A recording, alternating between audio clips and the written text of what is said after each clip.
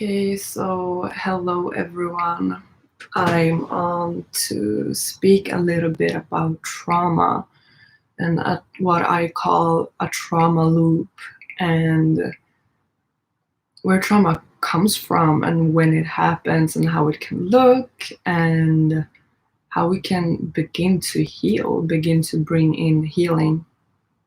So trauma can be like a big trauma, something really traumatic happening, like being raped, or your house burns down, or someone dies or gets killed, like something like that. And trauma can also be like a thing that feels so overwhelming to us, whatever it is.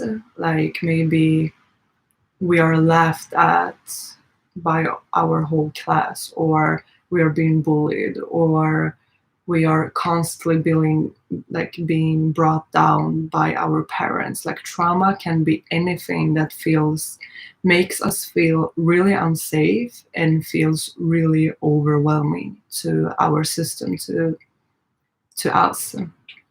So trauma doesn't have to be like this very big event, and it can also be that when these small traumas repeat themselves throughout your life, throughout your childhood, they build up and they become like a really triggering point for you, like a really, really hard thing to process. And also nobody teaches you how to process anything because they are in their own trauma. So trauma gets formed, or we often experience a lot of our trauma as children. So I'm not going to be talking about like big traumas. I'm going to be talking about most of like the repeated traumas, because that's what I experienced myself. This like subtle and what people would call small traumas, but that they repeat themselves so often. So when you are in a trauma loop, like basically a trauma loop, I call it what that I lost my tongue. A trauma loop is like this loop that you're in when something triggered that trauma that you experienced as a child. And now you're living in that loop because you're so afraid that that will happen again. So you're concentrating on the past, and often you're not even aware of this. Most people aren't. This is just like autopilot, like the thing that we go to because that's what we know. So trauma loop is like this autopilot way of responding. You're always reactive. You're always looking down to see if you will fall down and if that trauma will repeat itself. And because our traumas form when we are children, our wounds, like a trauma creates a wound, and it forms as children when we are really small. And in that moment of trauma, and like either if it's like that or systematically, that like our psyche splits and it takes that part of us out and it hides it and it becomes like the shadow. So we're not conscious of this part, or we will feel ashamed or afraid of this part, or we feel ashamed of what this part of us will bring to us. So let's say that your mother screamed at you, or criticized you when you set boundaries or spoke up for yourself. So that part of you, that assertive, brave, courageous part of you, you split it. It's not a safe part to have. It's there in the shadow. And now you have a coping mechanism that you're living from, an autopilot coping mechanism. And this part that got sent to the back, every wound, every part, every like trauma, that gets stuck in the age that it was formed.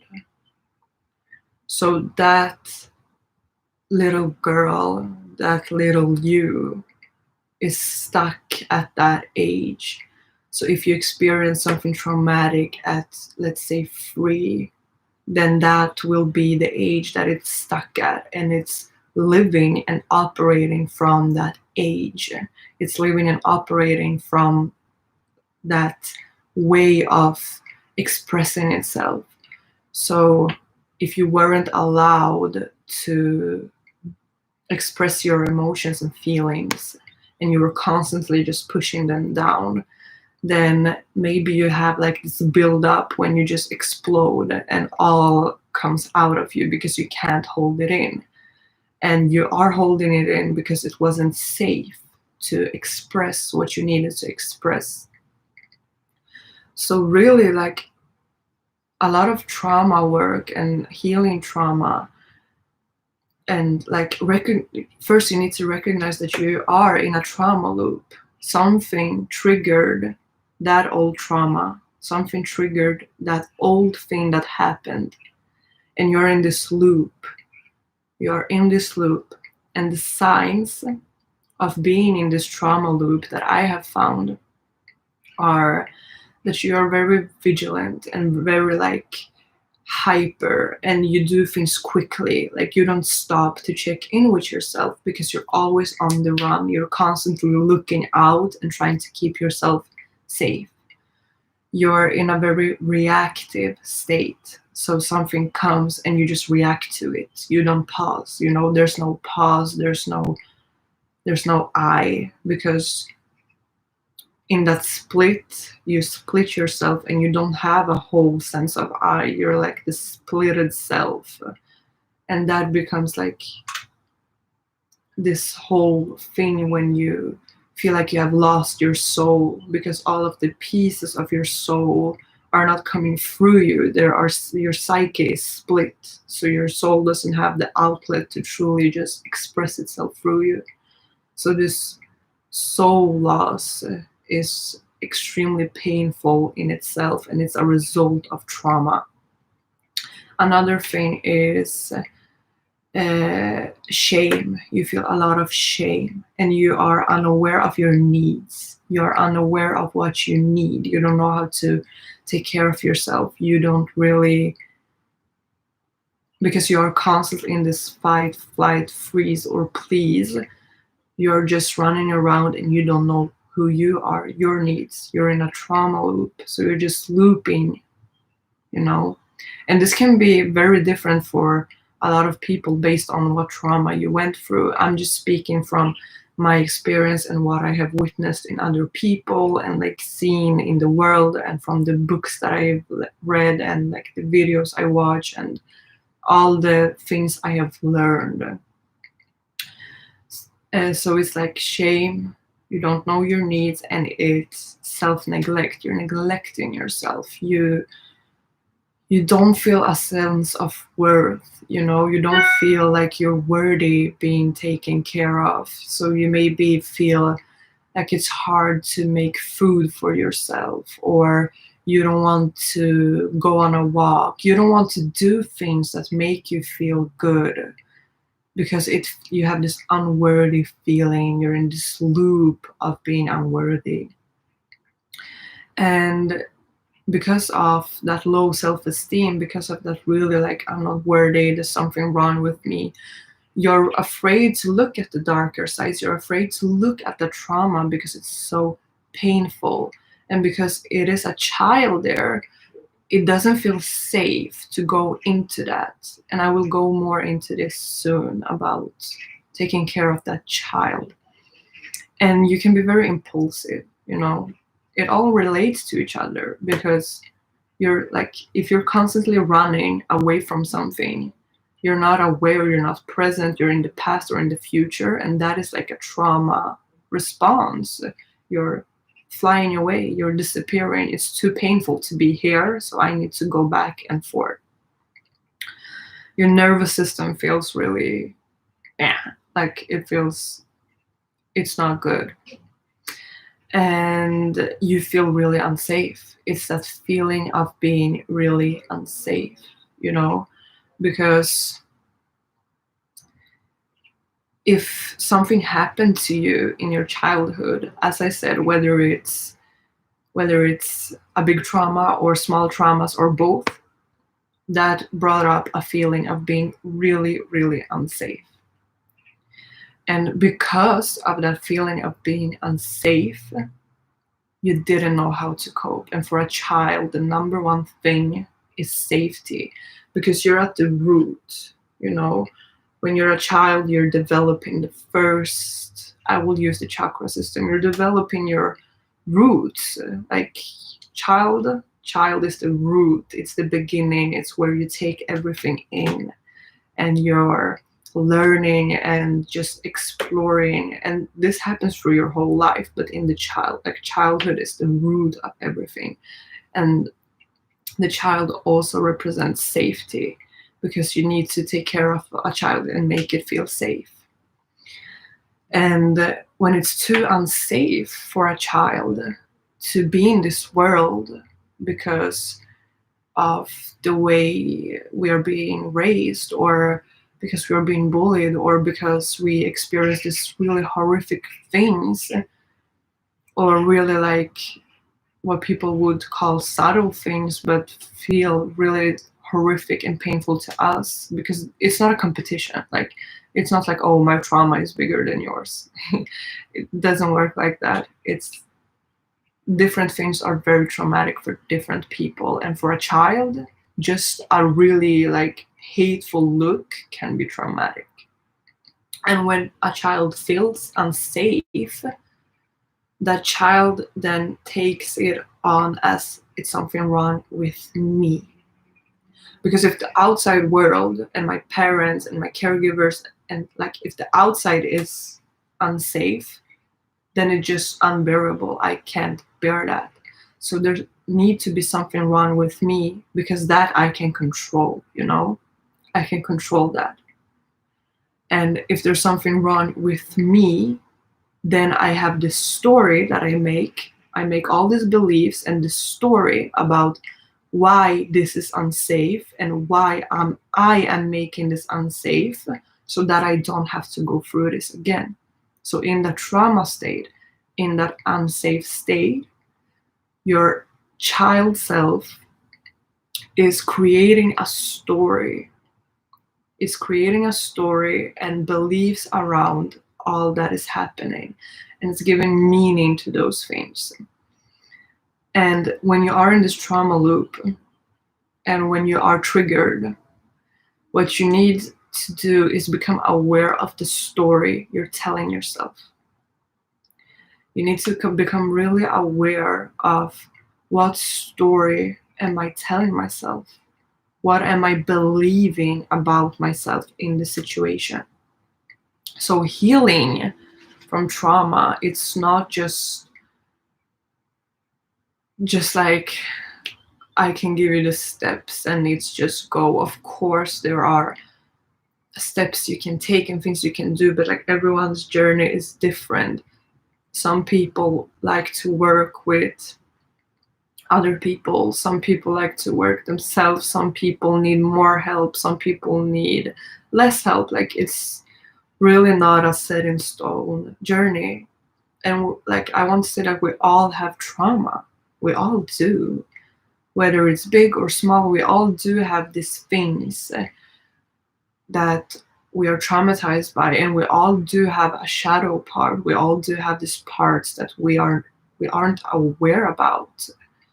And when it's time, when we are ready, they will come forward and we will be able to do that work. And in a trauma loop, I would say that the first thing is taking care of yourself, filling yourself up with self-love, and not going into those deeper things. Those deeper things come when you feel more safe and grounded and centered, and when you feel like you have a supportive relationship with yourself. So you're just being aware of yourself, you're being loving towards yourself, and then you can go into those deeper shadow work things. So I would say that it's really important to start with inner child work and self-love, reparenting, and then go into like shadow work.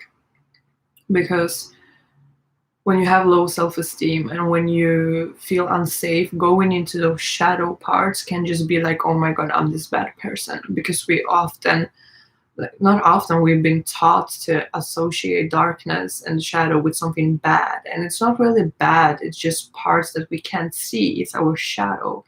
And it can be this ugly emotions like jealousy, envy, anger, fear, all of that.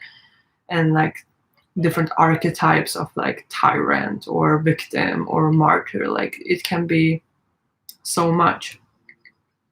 But going into that from a place of trauma will not do you good, and I have learned this the hard way.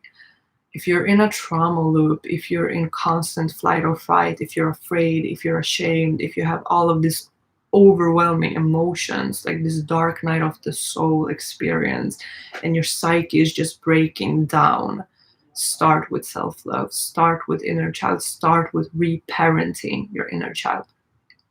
And the thing when you do work with trauma, it's all about you being the parent that you never had. So what do I mean by that? I mean that you need to reparent your inner child, because your inner child and those parts that were traumatized and in pain and afraid, they are still there and they don't feel safe. And as I said, the child is safety. So when the child doesn't feel safe, it's blocking everything out. So if a child doesn't feel safe to receive love, then you won't be able to see and receive all the love that you're getting in your life. It will be like you don't see it. You can't see it because you don't feel worthy of it. So you need to take care of that inner child and reparent that inner child and make sure that it's know that now I'm an adult. I have choices. I have things I can do.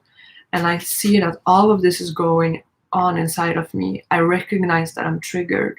So the first thing is becoming aware of yourself so that you can reparent your inner child and make sure that it knows that it's safe and loved, and that it's okay to have these feelings and emotions, that emotions are safe, that expressing yourself is safe, and that you are here to take care of her and be there for her or him, and that you will make mistakes, having this loving relationship with your inner child and being aware of mothering your inner child and taking care of it the way that it wants to, not the way that you are taught to by society and your own caregivers, so that you don't go and try to mother your inner child by punishing her like you were as a child, saying like, oh, you did this and this and this and now we need to fix you. So you need to be aware of how you're meeting yourself, how you're showing up for yourself, and how you're showing up for this scared, traumatized, ashamed part, this ashamed part and this ashamed child. So reparenting, becoming the parent, the lover, the supporter, the cheerleader, like the safe place. You need to find this safe place within yourself. And it's really by allowing yourself to feel what you're feeling and being aware of the stories and being really clear with yourself, like, this is not who I am. I am not, first of all, I am not my thoughts. I am not my thoughts. I am not my thoughts. I am not this story. I can observe this story. I can watch all the emotions and I can be present with it all, but I am not this story. And when I become aware of the story, I become aware of the wounds and the fears. When I become aware of the fears and the wounds, I can befriend them, I can love them, I can take care of them, I can make sure that they know that right now we are not children, we are not helpless and powerless, we are not dependent on our caregivers. We can't take care of ourselves. And we are in this empowered state. I am the adult and you're the child, and I can take care of you. So it's reparenting yourself, telling your inner child, being with your inner child, and making sure that those traumatized parts know that it's okay for them to be who they are, and it's okay for them and totally valid for them to feel what they are feeling. But you are here now to take care of them and make sure that they are safe and loved, and that they know that they are whole and okay, and that you won't tell them to go away, that you won't withdraw or disappear like your parents might have done, and that you will be here, you will be showing up to keep them safe, that you will show up and you will do your best. And also, if your inner child doesn't trust you, it's okay. Just keep showing up. It's allowed to not trust you after all those years of not being taken care of. If a child feels neglected, of course, it won't trust you. So you can say, like, I will be here for you, but I will make mistakes and I will learn, and we will have a relationship where we can understand each other. And a big part of healing trauma, healing your inner child, is allowing yourself to really express and feel all those emotions that you weren't allowed to feel and express. If you need to scream, if you need to cry, like, grieving is crucial. You need to grieve those parts in your childhood that feels painful. Oh, like, grieving is such a big healer. You need to allow yourself to grieve that you didn't have the parents and caregivers that you needed, that you didn't have the support you needed. You need to grieve that your parents might never be able to give you what you need, and you might need to grieve that you have been betraying yourself, and you might need to grieve that it's been really painful and hard and you have felt alone. There's a lot of things that we need to allow ourselves to grieve and become friends with grief, instead of seeing this as this weird thing that we've been taught as a weakness, because it's not. It's a beautiful way of releasing and allowing yourself to express what you didn't get to express and let go, because in the process of grieving, we are letting go. It's like this rain is washing over us and we're just letting go. We're just purifying and letting go and letting this healing waters of our body to release. And when we release, we also integrate, you know. So allowing yourself to feel, if you need to punch pillows, scream, laugh, just to lay on the bed and just have a fit for yourself, or just, ride all your feelings down and just get it all out, or just rant to someone. You need to get it out. You need to get it out so you can then take in and see your trigger and see yourself in that.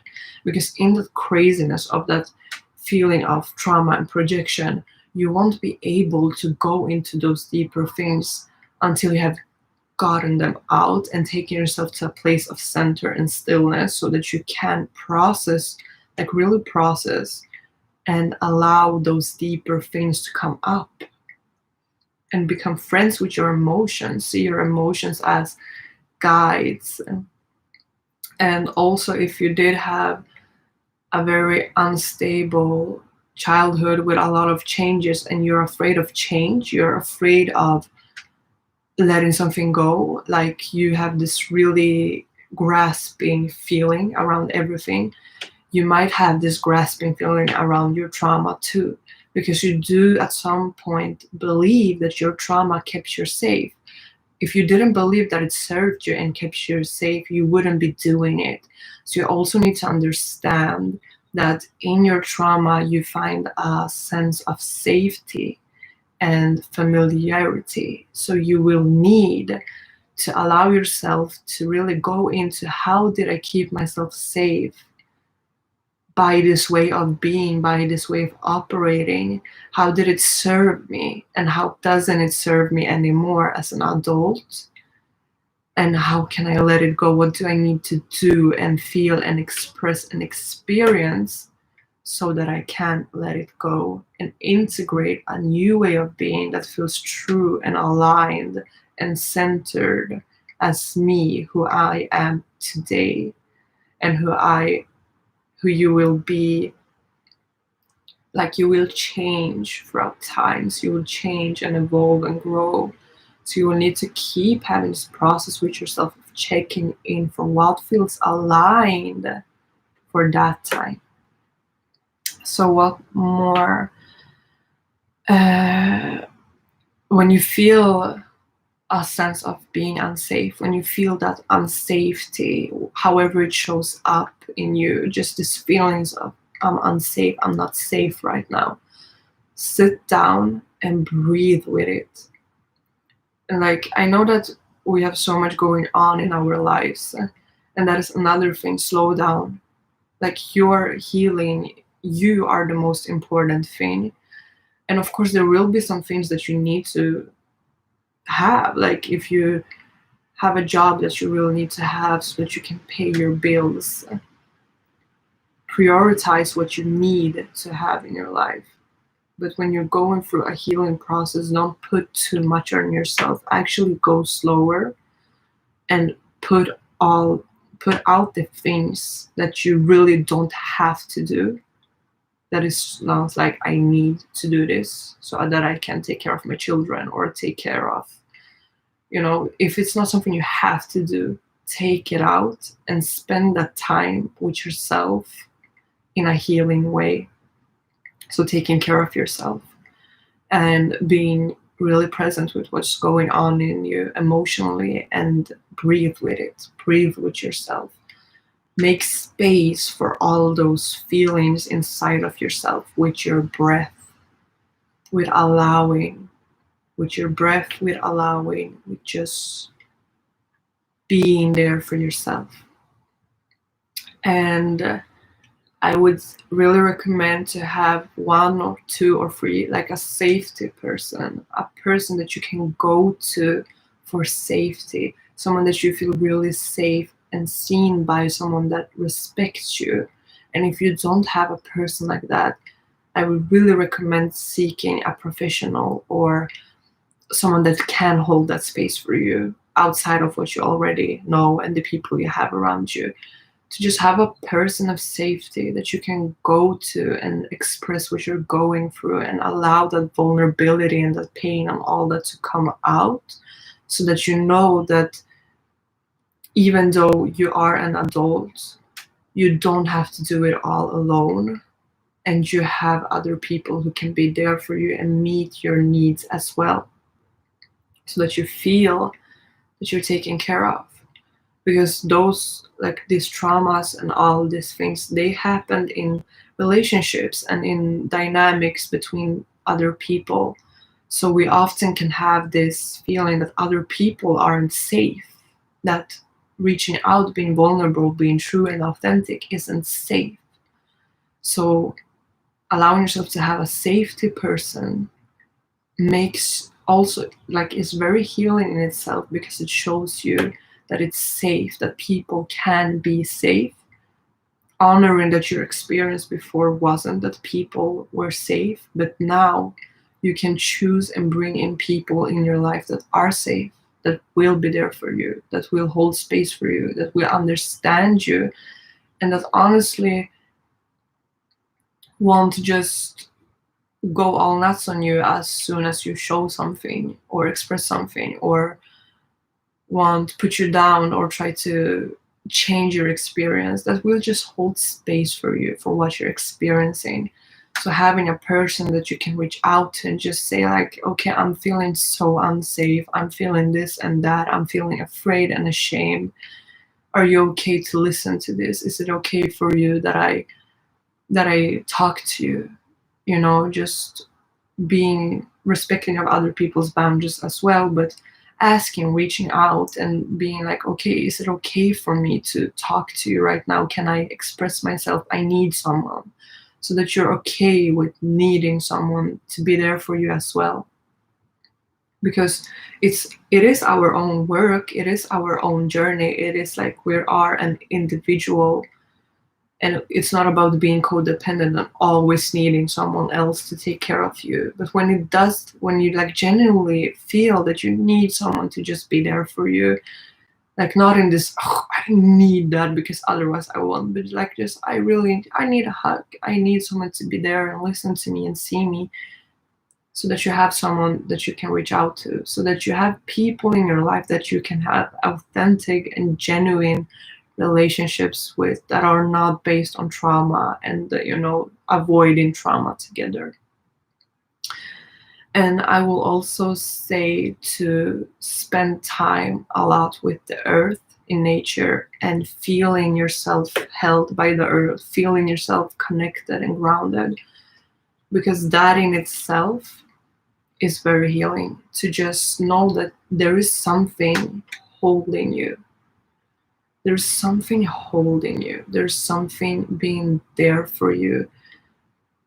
Like, yes, you are experiencing all of these feelings and you're experiencing all of this pain and this grief. And in all of that, something is holding you. Something is being there for you, loving you. And for me, like this like spiritual connection, this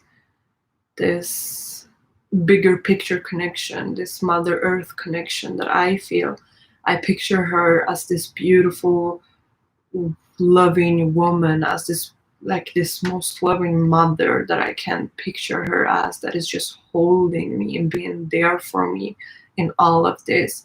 And that is also a way to reparent yourself, so that you allow this child self to really be held by the earth, by this big mother, this unconditional mother, present mother that is all allowing. And you can, like, for me, I go to nature and I just talk to her. I talk to a tree or a plant or something that I resonate with, and I just talk to it and express myself and allow all of it to come out. When I don't feel like I want to reach out to someone else or to my safety person, I just go to nature and allow myself to speak and then be held in all of that. Just feeling this connection that something bigger than you is holding you.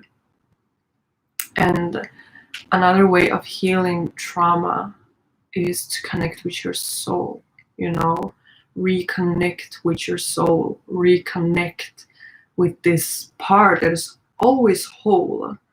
Because it's just in your psyche that you have the splits. It's in your mind you have the splits. But your soul is that forever whole part that is always whole, and that knows you for who you truly are, and that knows the truth because it is you. And as a child, before all the trauma, you were most in touch with that soul part, that soul, that just essence of who you are. So reparenting and connecting with your inner child is bringing in more of your soul, because you are working with the splits you had of your psyche, so that more of your soul can come through. Your truth, your essence, your soul, who you truly really are, can come through, because your mind is no longer split. Your mind is no longer in parts. So all the expressions of your soul and like creation source can come through you. And we all have different ways of connecting to our soul. This can be by spending time in nature. That's a big one for me, and just listening to everything and just feeling this whole part of me, this centered part that is untouched by everything that is going on. And just listening to the whispers and the messages and connecting to Mother Earth, listening to music, moving your body in a way that feels good, yoga, swimming, things that bring you down, you know, because when you are in a trauma loop, in a state of overactivity, you are here all the time. You're just not in your body. So you need to bring yourself into your body and make sure that you know that your body is a safe place to be. Like, it's safe to be in your body. It's safe to be and experience who you are. And it's okay for you to experience the heavy emotions and the pain. It's safe to experience all of that. So you need to bring yourself back into your body from this overactive, not even here state, and take yourself back. So doing things that are calming to you, that make you present in your body, really coming down into your body, doing like yoga, swimming, taking walks, doing things that calm you down, doing things that take you into your body in a present way. So as you're moving, you can feel what is going on, and you can connect with the emotions and the feelings and the wounds and all of that, and let your defenses you have put up melt down. And chanting, singing, really beautiful for healing as well. Just giving yourself a way to let your voice come out, you know. And as you're singing or chanting, you can bring up all the things that you were never able to say or express, and just let them come out, all that emotions, let them come out with the chanting and the singing. Just let that energy, that pent up energy, to just walk with that. So you can do processes like that, connecting with your soul through chanting, through singing, in this way of this chant, this song is grounding me and holding me, and I'm just allowing it all to come out. And another way I can feel really connected to my soul through reading books, poems, quotes, you know, like this little whispers that you get, this little hints, this little nudges, this little like like something deeper that is speaking through me. That is your soul coming through, those deeper parts, those parts that are always aware of, that part that is always aware of its wholeness. And if you feel like you find yourself in a phase of healing and exploring and all, like this whole journey that you feel really like alone in, or that you feel like you're not whole, you feel broken, or you feel like, ugh, I like to go back to the moon, because the moon goes through phases, but it's always whole. It gives us different energies. It gives us different ways of showing up. It allows us to garden in different ways throughout the moon phases, the moon cycle, but it's always whole in essence. It is always whole in essence. So that is like our soul and our human experience. We are going through phases, and we are changing and growing and evolving, but our soul is always whole. It's always this part that holds us throughout this human experience. So the soul is the leader, the mother, the holder, the wholeness. And your human self is all these phases, all these experiences. So I feel like I covered most of what I had to say today. Speaking a lot about trauma. I did not think that this video would be so long. But yeah, just let me know if anything of this resonates with you, if you feel anything of this. Let me know if you need support. Let me know if you want to go deeper with my support. Let me know if there is anything I can do for you, help you. be there for you, serve you.